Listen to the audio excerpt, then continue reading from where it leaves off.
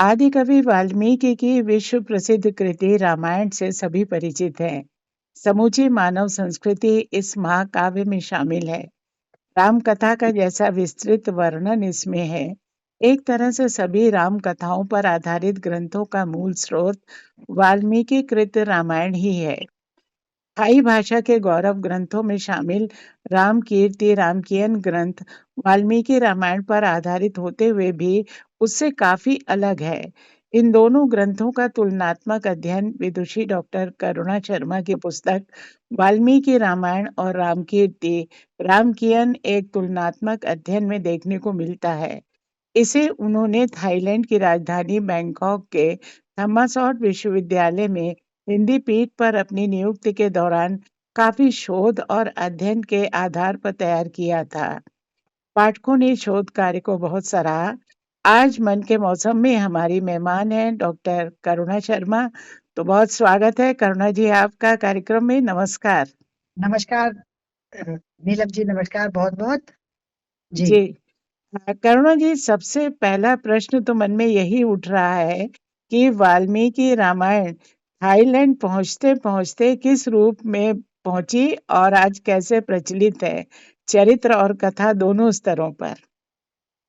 ये जैसा कि आपने भी बताया कि वाल्मीकि रामायण वास्तव में एक ऐसा महाकाव्य है जिसने न केवल भारत को वरन संपूर्ण संसार को प्रभावित किया है। और इसकी मूल कथा बिल्कुल एक ही है जो संस्कृत समाज में एक श्लोकी रामायण के नाम से जानी जाती है। जी। इसका एक एक श्लोक मैं आपको बताती हूँ कि हम्म। आदौ राम तपोवनादिगमनम हत्वा मृग कांचनम वैदेही हरणम जटायु मरणम सुग्रीव संभाषणम वाली निर्दलनम समुद्र तरणम लंकापुरी दाहनम पश्चात रावण कुंभकर्ण हननम एतद्धि रामायणम। जी। आप संसार में प्रचलित जितनी भी रामायणों को आप देखेंगी तो उनमें ये मूल कथा सब जगह मिलेगी। और मूल कथा का जो भावार्थ है वो ये है कि पहले राम का तपोवन आदि में जाना, स्वर्ण मृग को मारना, सीता का हरण, जटायु की मृत्यु, सुग्रीव के साथ बातचीत अर्थात संधि, वाली वध, समुद्र तरण, लंकापुरी दहन और अंत में कुंभकर्ण और रावण का हनन। ये इतनी ही रामायण है जो मूल कथा के रूप में विख्यात है। जी। लेकिन जब ये रामायण अनेक देशों की यात्रा करने के पश्चात विभिन्न विभिन्न देशों में पहुंचती है तो उसकी प्रस्तुति सब जगह इतने अलग अलग तरीके से होती हुई दिखाई देती है जी। कि बीज रूप में एक होते हुए भी जब हम इसका अध्ययन करते हैं तो सर्वथा ही भिन्न दिखाई देती है। इसका एक महत्वपूर्ण कारण ये माना जा सकता है कि कथाएं जब विभिन्न मार्गों का अनुसरण करती हैं हम्म। और उसके बाद दूसरे स्थानों अर्थात दूसरे देशों में पहुंचती हैं तो उस स्थान विशेष की और देश विशेष की भाषा और संस्कृति, सभ्यता, कला, काल और परिस्थिति, इसके साथ ही साथ रचनाकार के भाव और उसकी संवेदना भी उस कथा को प्रभावित करती है। जी।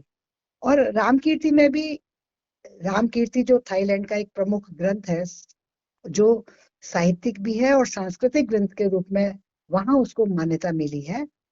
जब हमारी वाल्मीकि रामायण की ये मूल कथा थाईलैंड में पहुंचती है तो वो थाईलैंड की भाषा और संस्कृति से तो प्रभावित होती ही है, हम्म। साथ ही जिन देशों का वो अनुसरण करती हुई वहां पहुंचती तो उन देशों की भी संस्कृति और सभ्यता से वह प्रभावित होती है।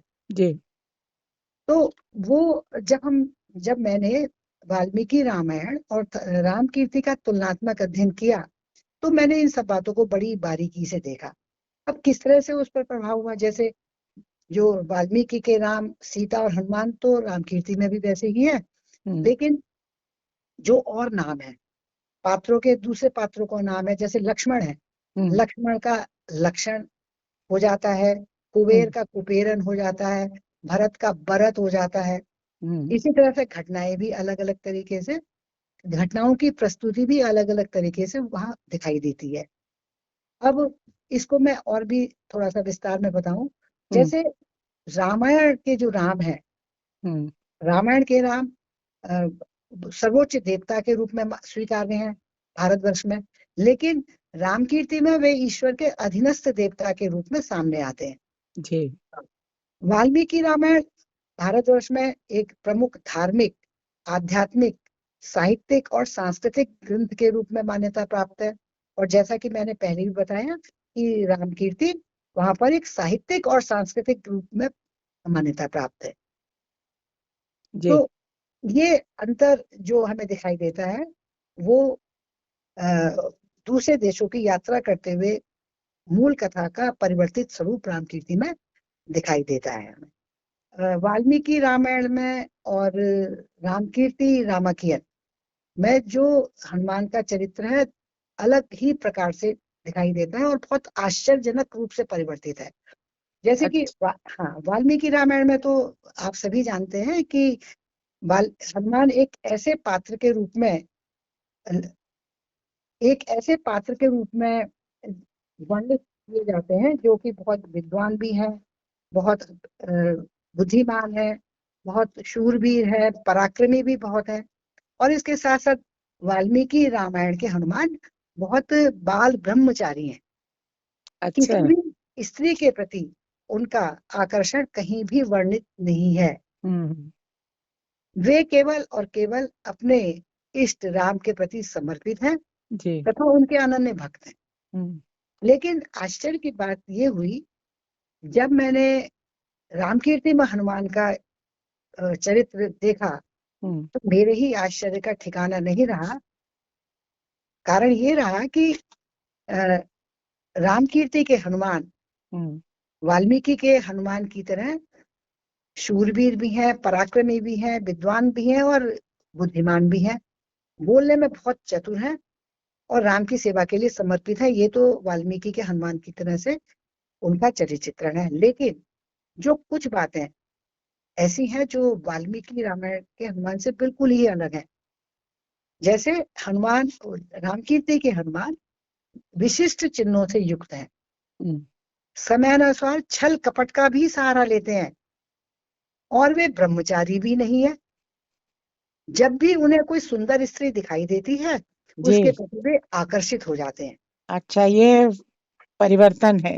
ये बहुत मतलब भारतीय भारतीयों के लिए तो बहुत जबरदस्त हाँ, बहुत बड़ा झटका है। आश्चर्यजनक हाँ परिवर्तन है।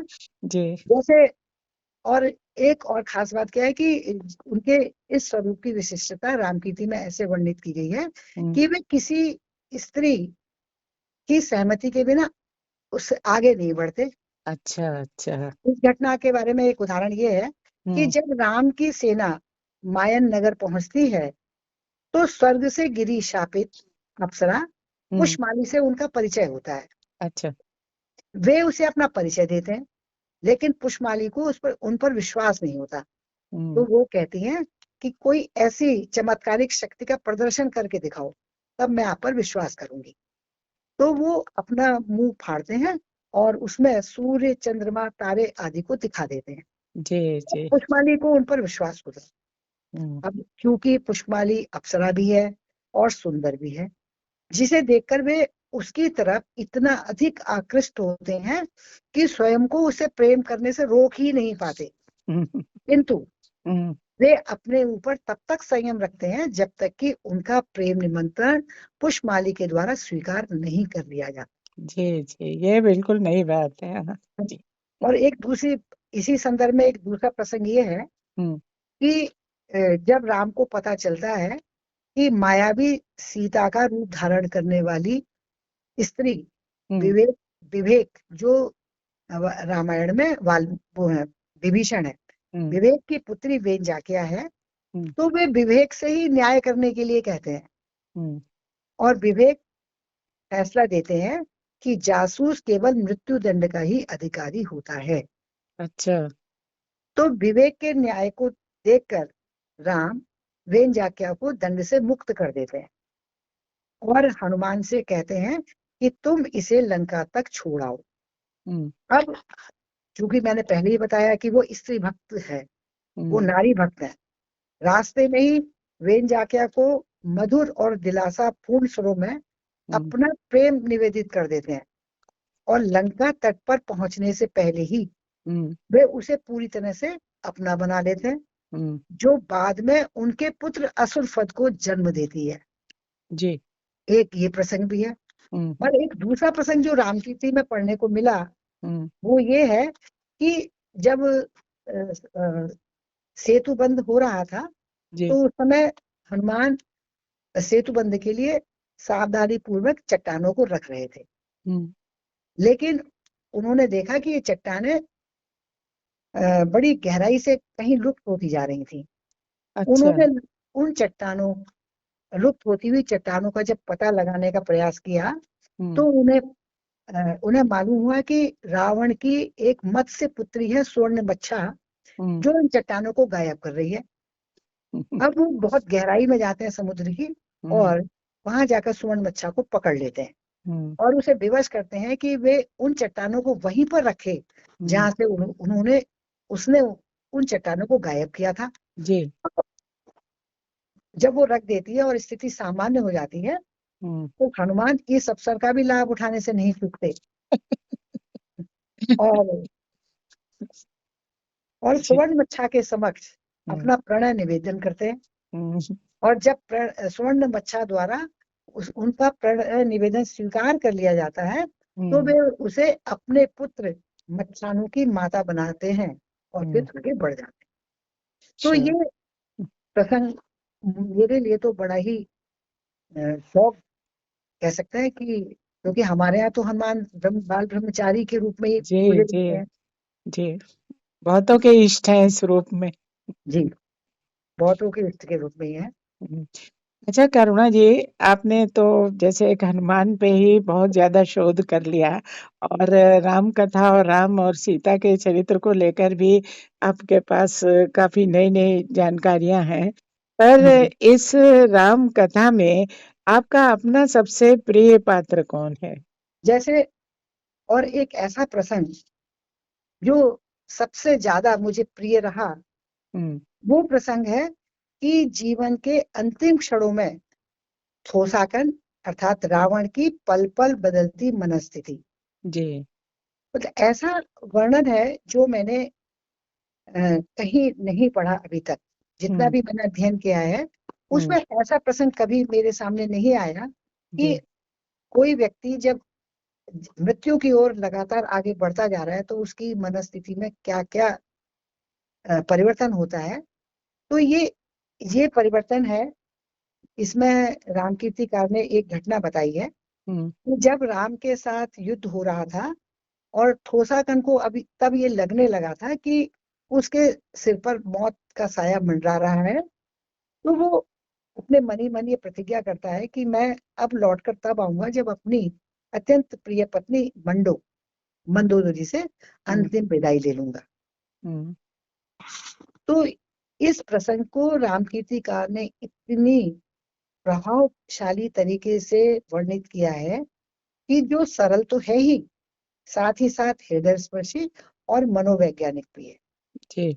मैं आपको बताना चाहूंगी कि पहले उन भावों को बताऊंगी जो जब थोसाकन जीवित भी है और क्रियाशील भी है। जीवित थोसाकन ये महसूस करता है कि अब उसका अंत बिल्कुल निकट आ गया है और उसके बाद ये आकर्षक दुनिया उसकी आंखों से सदा के लिए ओझल हो जाएगी। तो वह अपने दुख सुख की साथी मंडो के पास विदाई का निवेदन करने के लिए आता है। मंडो उस समय भी उससे सीता को वापस लौटा देने की प्रार्थना करती है, लेकिन उसमें स्वाभिमान का भाव जागृत हो जाता है और वो उससे यही कहता है कि अब चाहे कुछ भी हो वह अपने शत्रु का सामना बहादुरी से करेगा और सम्मान पूर्वक बलि की वेदी पर चढ़ेगा। लेकिन और जब उसे ये लगने लगता है कि मंडो दोबारा भी उसे ये बात कहेगी तो वो दृढ़ता पूर्वक मंडो से अपने आप को अलग कर लेता है। अब दूसरे ही पल उसके अंदर ये भाव जागृत होता है कि जब उसे जाना ही है तो क्यों ना गौरवपूर्ण तरीके से जाए। इस भाव के आते ही वह एक सुंदर राजा इंद्र का स्वरूप धारण कर लेता है और शेरों द्वारा खींचे जाने वाले अपने रथ पर सवार हो जाता है।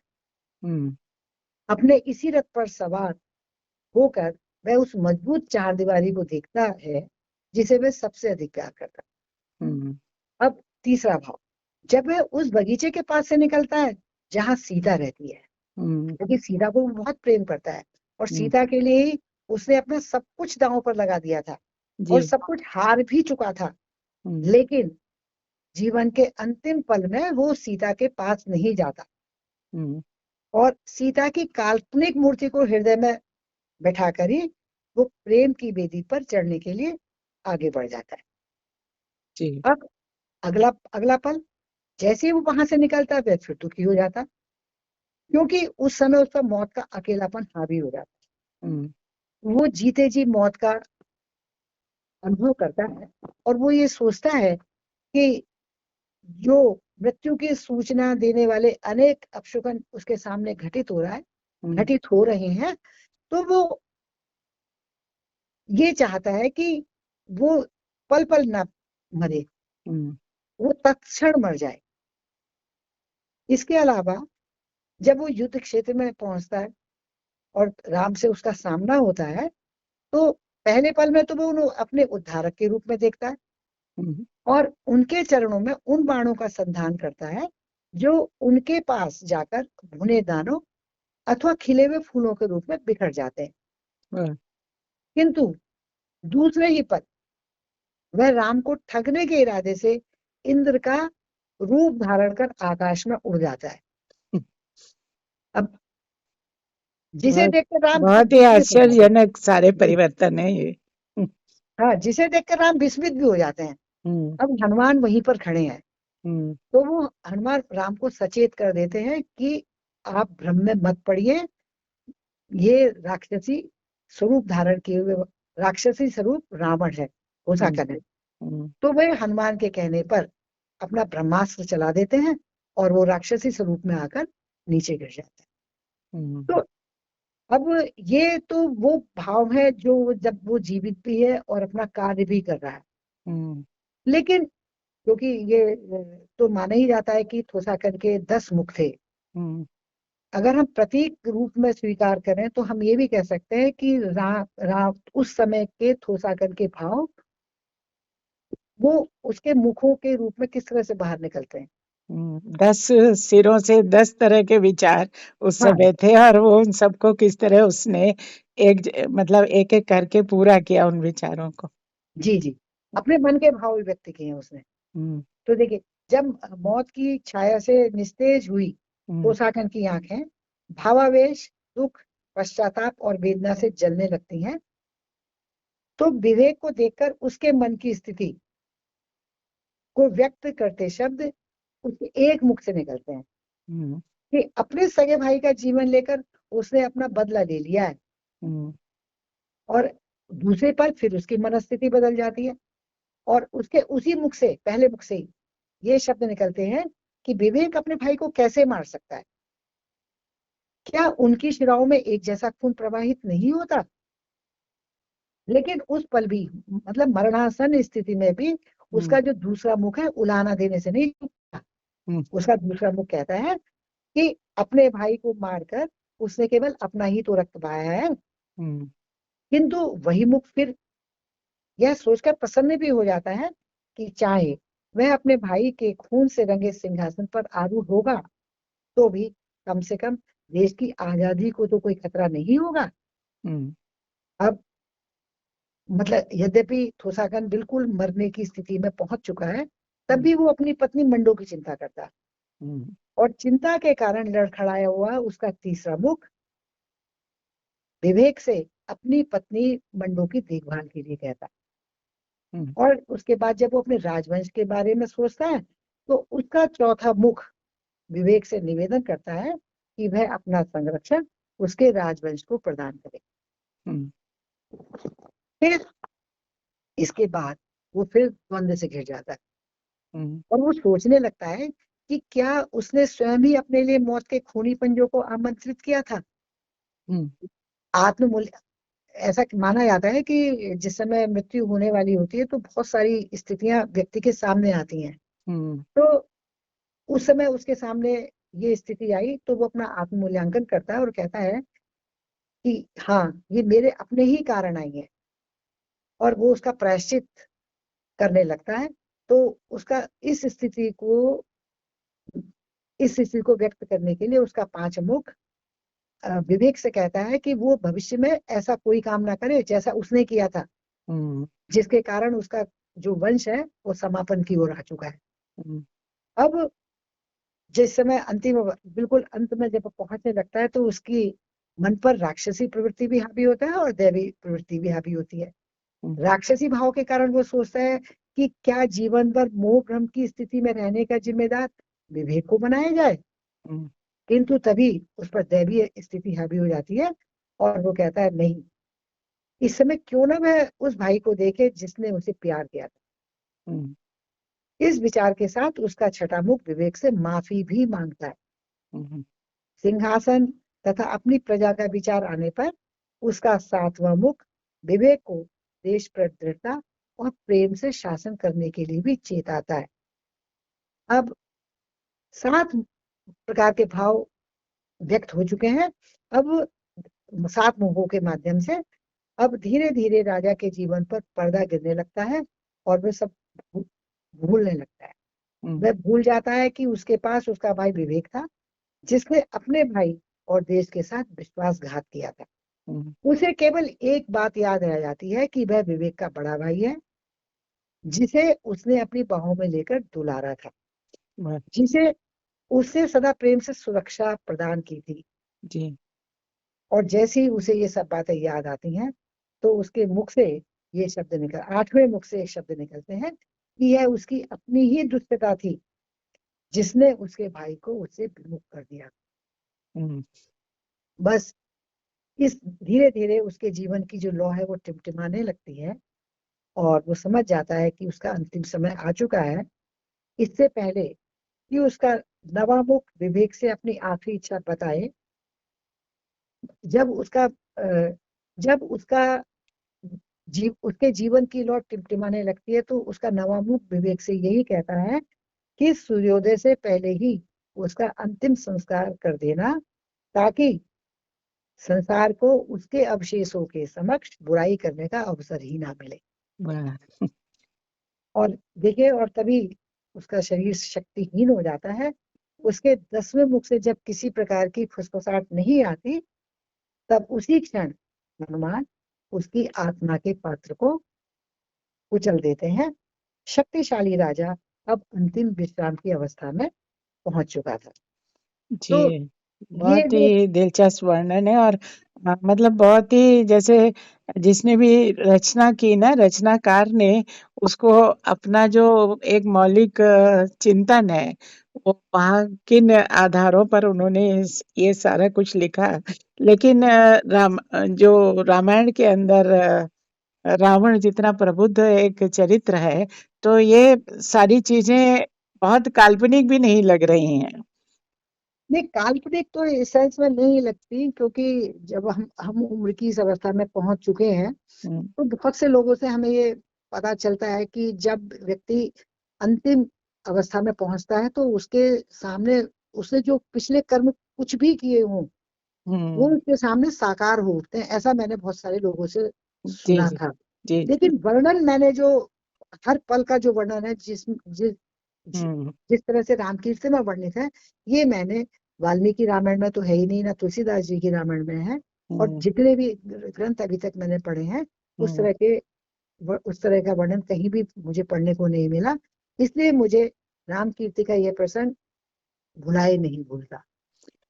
अच्छा, ये एक प्रसंग है इसमें, राम और सीता जिस तरीके से उनका वनगमन हुआ था और उसके बाद वो सीता जी उस सारे प्रसंग से बहुत नाराज हो गई थी, उसको लेकर भी काफी दिलचस्प प्रसंग है। दिलचस्प क्या कहें, मतलब अलग ढंग का जिक्र जी, है कुछ, उसके बारे में भी थोड़ा बताइए। ये प्रसंग है सीता का रसातल में प्रवेश। जी, जी।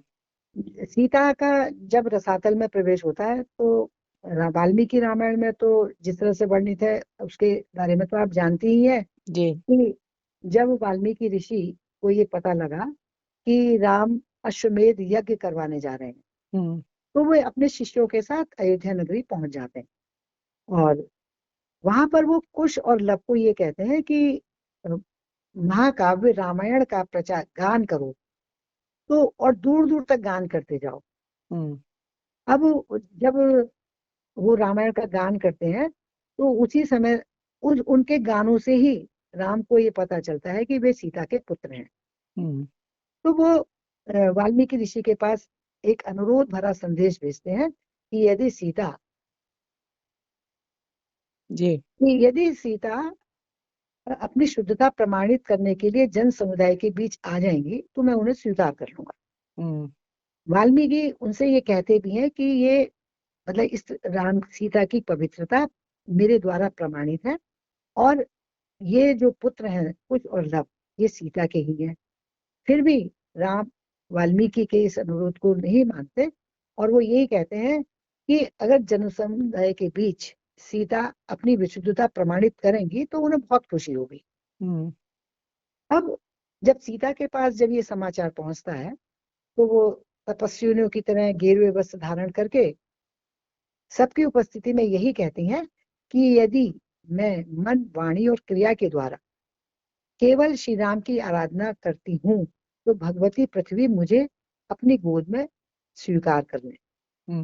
और जैसे ही सीता इस प्रार्थना को करती हैं वैसे ही पृथ्वी के द्वारा ये उनकी प्रार्थना स्वीकार कर ली जाती है और वो अपने वो धरती फटती है, सिंहासन आता है और सिंहासन में पृथ्वी अपनी दोनों बाहों से सीता को गोद में उठाकर रसातल में प्रवेश कर जाती है।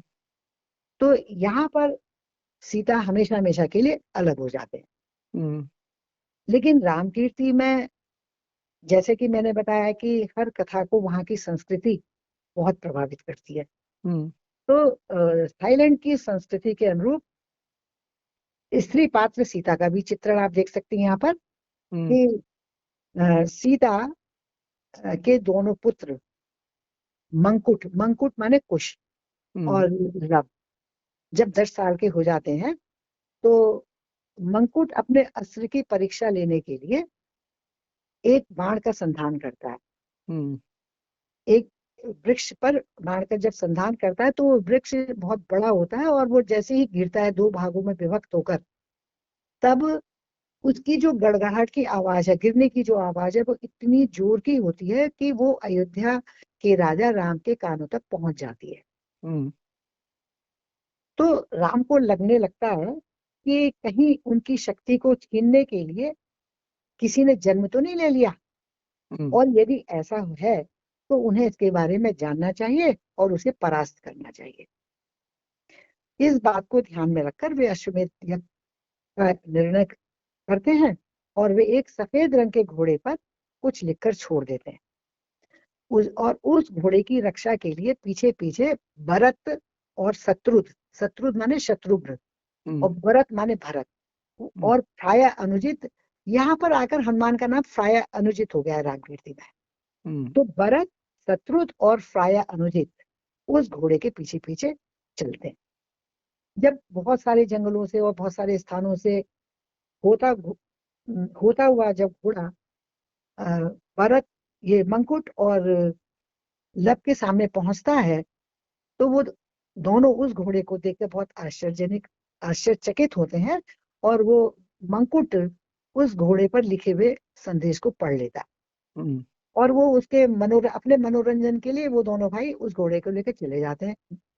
जब वो जाने लगते हैं तो हनुमान उन पर प्रहार करते हैं, लेकिन मंकुट बहुत ज्यादा शक्तिशाली है और वो ऐसा बाण का प्रहार करता है कि हनुमान बेहोश हो जाते हैं। अब हनुमान को रोकने के लिए जब वो बेहोश हो जाते हैं और जब उन्हें होश आता है तो वो एक छोटे से बंदर का रूप धारण करके फिर उनके पास जाते हैं। उसको देखकर मंकुट को फिर क्रोध आ जाता है और वो जैसे ही बाण का संधान करने की कोशिश करता है तो लव उन्हें रोक लेता है। लव बताता है कि देखो इस बानर ने कपड़े पहने हुए हैं और इसका मतलब यह है कि इसका मालिक कोई और होगा। तो वो उसे मजबूती से बांधते हैं और ये उसको शापित भी कर देते हैं कि इसका बंधन केवल इसका मालिक ही खोल सकेगा और कोई भी इसका बंधन खोलने में सक्षम नहीं होगा। अच्छा। जी। और जब बंधे हुए हनुमान राम के पास पहुंचते हैं तो राम को बहुत क्रोध आता है। हम्म। तो वो भरत और शत्रुघ्न के साथ विशाल सेना लेकर भेज देते हैं। फिर उनका और उनके दोनों भाइयों के बीच में युद्ध होता है। तो भरत के बाण से मंकुट बेहोश हो जाते हैं। हम्म। अब जब मंकुट बेहोश हो जाता है तो लब उस युद्ध स्थल को छोड़कर अपनी माँ सीता के पास पहुंचता है। तो सीता के पास एक अंगूठी है जो इस बात के लिए सक्षम है कि जिस किसी के हाथ में भी वो अंगूठी पहुंचेगी तो कोई बंधन उस पर नहीं रहेगा। हम्म। इसी तरह से लब उस अंगूठी को मंकुट के पास पहुंचा देते और मंकुट बंधनों से मुक्त हो जाता। और वो जिस जेल में उसको रखा हुआ था उस कैद से बाहर भाग जाता है और दोनों भाई फिर अपने जंगल में चले जाते हैं।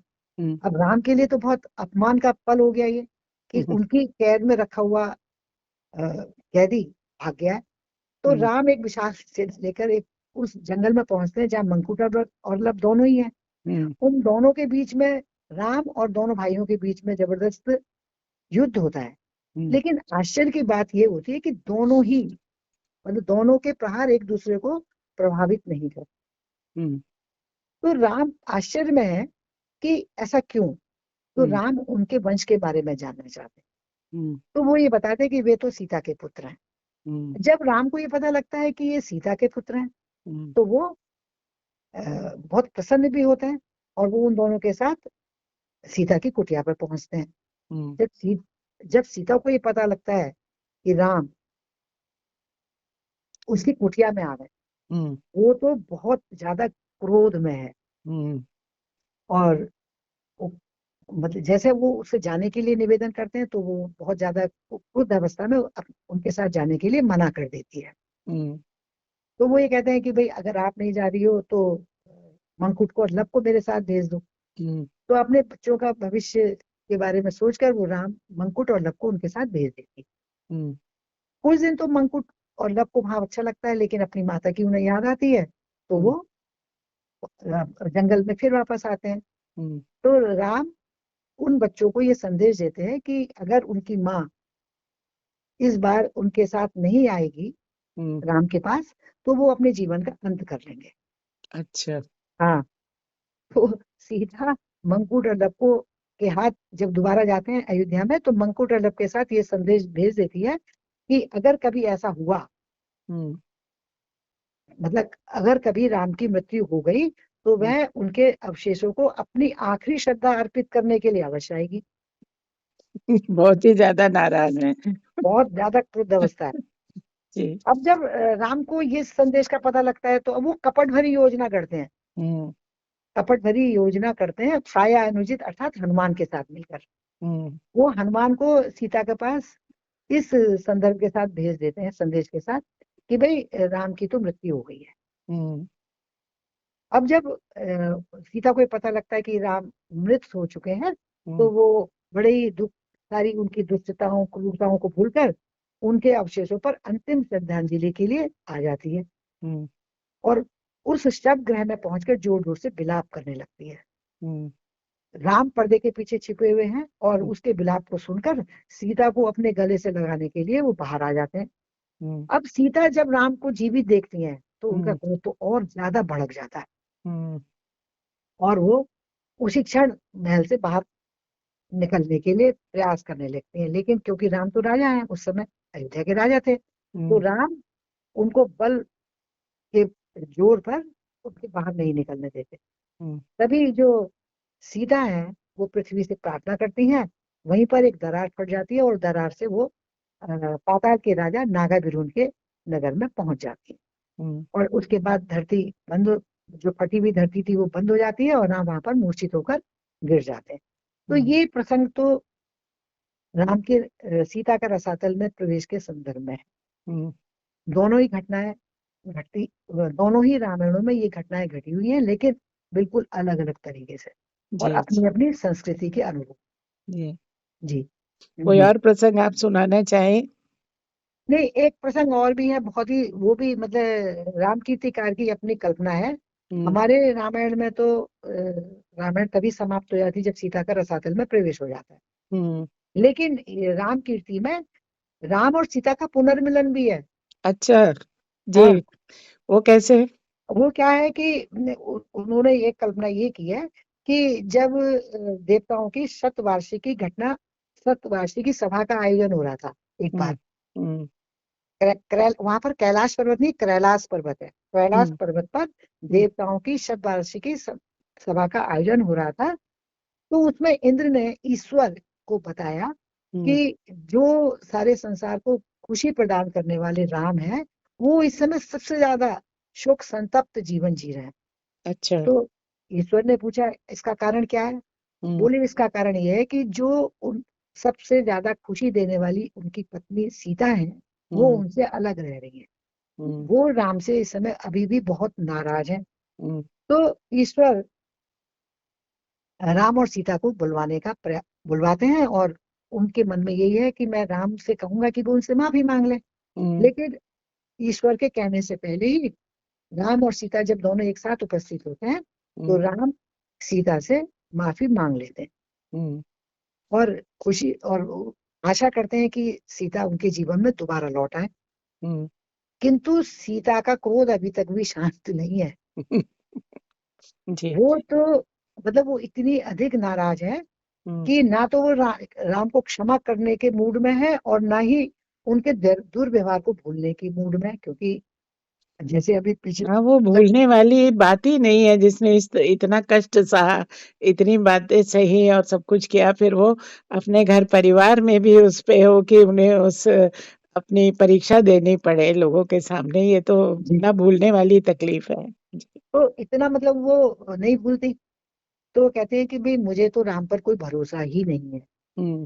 राम के तो जो भाव है ना, अच्छे और बुरे, कि अभी तो ये माफी मांग रहे हैं, अभी क्रोध हो जाए, मतलब क्रोधित हो जाए, कुछ नहीं कह सकते हम। हम्म। तो कहते हैं इनके तो भाव, अच्छे और बुरे दोनों ही भाव, इतनी तेजी से बदलते हैं हम्म। कि वह अपने आप को इनके हाथों में सुरक्षित महसूस नहीं करती। हम्म। इसलिए मैं इनको माफ नहीं करूंगी। हम्म। किंतु ईश्वर बार बार जब उनसे अनुरोध करते हैं, तो वो अंततः मान ही जाती हैं और राम को स्वीकार कर लेती हैं। जी। और जैसे ही राम सीता के मुख से ऐसे शब्द सुनते हैं, तो वो प्रसन्नता से अभिभूत हो जाते हैं। और हम्म। देखिए राम कीर्ति में ना अंत के जो वाक्य हैं वो ये हैं: सजीव से राम हम्म। अपने जीवन अमृत तुल्य प्रेम के साथ हैं। विश्व उन्हें एक विशाल कार्यक्षेत्र प्रस्तुत करता है, एक रंगमंच जिस पर वे अतुलनीय यश के लिए काम करते हैं, जो प्रसिद्ध और अमर होकर संपूर्ण सृष्टि को युगों युगों तक प्रकाशित करते रहते हैं। वाह। ये इन वाक्यों से उसका अंत है, अत्यंत सुखद अंत है, जी। जी। जो मन को अभिभूत कर देता है। बहुत सुंदर प्रसंग, और बहुत ही दुर्लभ प्रसंग आपने सुनाए। बहुत रोचक एक शब्द है, लेकिन बड़ी मेहनत से आपने ये चीजें निकाली, इनको इस तरह से एक किताब की शक्ल दी, और आज आप हमारे साथ, हमारे श्रोताओं के साथ में साझा कर रहे हैं। तो बहुत अच्छा आपने तुलनात्मक मूल्यांकन किया है वाल्मीकि रामायण और राम कीर्ति राम, जो रामकीयन पुस्तक है उसका। तो आज मन के मौसम में आप शामिल हुई, इतना समय दिया आपने, इसके लिए हम आपके बहुत आभारी हैं। धन्यवाद करुणा जी। नहीं, सबसे ज्यादा धन्यवाद तो आपका है कि आपने अपने मन के मौसम के प्रसंग में मुझे याद किया और मेरी बातों को सुना। और मैं अपने श्रोताओं को भी बहुत अधिक धन्यवाद देना चाहूंगी, जो इस प्रसंग को सुनेंगे और इससे लाभान्वित होंगे। बहुत बहुत धन्यवाद नीलम जी, बहुत बहुत आभार आपका। एक बार नमस्कार। नमस्कार।